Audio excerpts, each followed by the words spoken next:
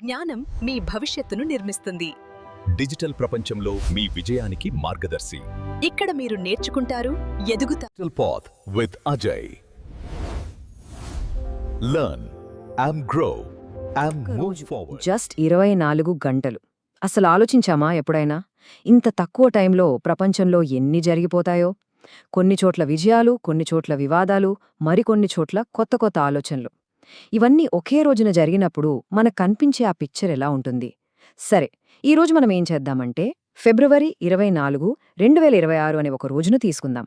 ఆ ఒక్కరోజు ప్రపంచం చెప్పిన కథ ఏంటో విందాం రండి. ఈరోజు మన విశ్లేషణను ఈ మంచి మాటతో మొదలుపెడదాం. మన ఎనర్జీ అనేది మనకున్న అత్యంత విలువైన ఆస్తి.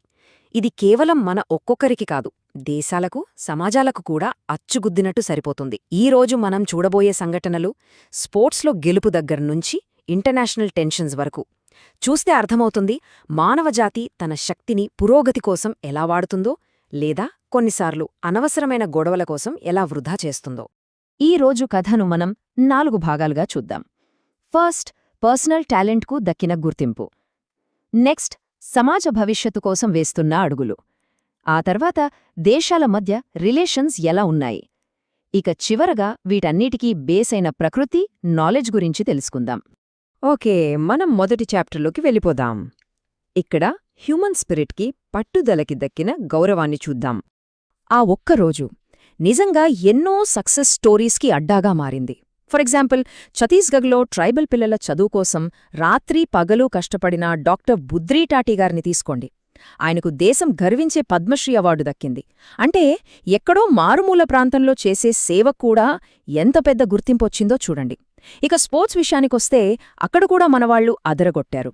రేస్ వాకింగ్లో సాహిల్ గోల్డ్ మెడల్ కొట్టాడు. మన విమెన్స్ క్రికెట్ టీం ఏకంగా ఆసియా కప్నే ఎగిరేసుకుపోయింది. అంతేకాదు, స్వాతంత్ర్య సమరయోధుడికి గౌరవంగా విగ్రహావిష్కరణ జరిగింది. అటు పబ్లిక్ హెల్త్ విషయంలో దిమాపూర్ రైల్వే స్టేషన్కి ఒక మంచి సర్టిఫికేషన్ కూడా వచ్చింది. ఇవన్నీ హ్యూమన్ స్పిరిట్కి నిదర్శనాలు. సరే, ఇప్పుడు ఇండివిడ్యువల్ సక్సెస్ నుంచి మన ఫోకస్ను కలెక్టివ్ ఎఫర్ట్ వైపు మారుద్దాం.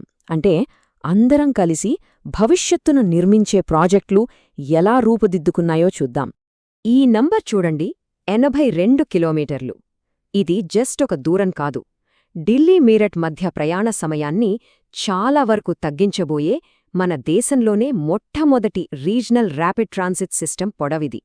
ఇలాంటి ప్రాజెక్టులు దేశ ఇన్ఫ్రాస్ట్రక్చర్ ముఖచిత్రాన్నే మార్చేస్తాయి. ఇది అలాంటి ఒక పెద్ద స్టెప్. ఇన్ఫ్రాస్ట్రక్చర్ ఒక్కటే కాదు, ఆ రోజు ప్రజల అభివృద్ధి మీద కూడా చాలా ఫోకస్ పెట్టారు. పశ్చిమ బెంగాల్లో యూత్కి భవిష్యత్నిచ్చే ఒక కొత్త స్కీమ్ స్టార్ట్ అయింది. దేశవ్యాప్తంగా చూస్తే యువతలో స్కిల్స్ పెంచడానికి ఒక పెద్ద క్యాంపెయిన్ మొదలైంది. అదే సమయంలో మన చరిత్రను, మన లీడర్స్ని గుర్తు చేసుకుంటూ కల్చరల్ ఫెస్టివల్స్ జరిగాయి. అంటే ఒకే రోజున భవిష్యత్తు కోసం స్కిల్స్, అలానే మన గతాన్ని గౌరవించే కల్చర్ రెండింటికీ ఇంపార్టెన్స్ ఇచ్చారన్నమాట. దేశాలు తమ బార్డర్స్ లోపల డెవలప్ అవుతున్నప్పుడు బయటి ప్రపంచంతో ఎలా ఉంటున్నాయో కూడా చూడాలిగదా. సో మనం 3వ చాప్టర్లోకి ఎంటర్ అవుదాం. ప్రపంచ వేదిక. గ్లోబల్ స్టేజ్ మీద ఎప్పుడూ అంతా ప్రశాంతంగా ఉంటుందనుకుంటే పొరపాటే. ఉదాహరణకి ఈ గొడవ చూడండి. ఇక్కడున్నది ఒకటే ఐలాండ్ గ్రూప్, కానీ సౌత్ కొరియా దాన్ని డోక్డో అంటుంది. అదే జపానేమో తకేషిమా అని పిలుస్తోంది. కొన్ని దశాబ్దాలుగా ఈ 2 దేశాలు అది మాదంటే మాది అని వాదిస్తూనే ఉన్నాయి. ప్రపంచవ్యాప్తంగా జరుగుతున్న ఇలాంటి జియోపాలిటికల్ టెన్షన్స్కి ఇది ఒక చిన్న శాంపుల్ మాత్రమే. ఇంటర్నేషనల్ పాలిటిక్స్లో మిలిటరీ పవర్ చూపించటం కూడా ఒక భాగమే.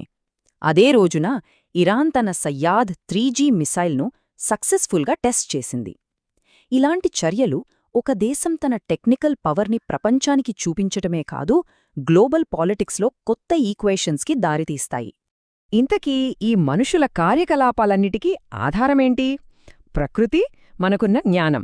మన ఫైనల్ చాప్టర్లో ఈ రెండింటి గురించే చూద్దాం. మన డెవలప్మెంట్కి నాలెడ్జ్ అనేది ఫౌండేషన్ లాంటిది. ఉదాహరణకు థలసేమియా గురించి తెలుసుకుందాం. ఇది ఒక జెనెటిక్ బ్లడ్ డిజార్డర్. ఇలాంటి బేసిక్ సైంటిఫిక్ అండర్స్టాండింగ్ పబ్లిక్ హెల్త్ను మెరుగుపరచటానికి చాలా అవసరం. ఇక చివరగా మనందరికీ పునాది అయిన ప్రకృతి వైపు చూద్దాం.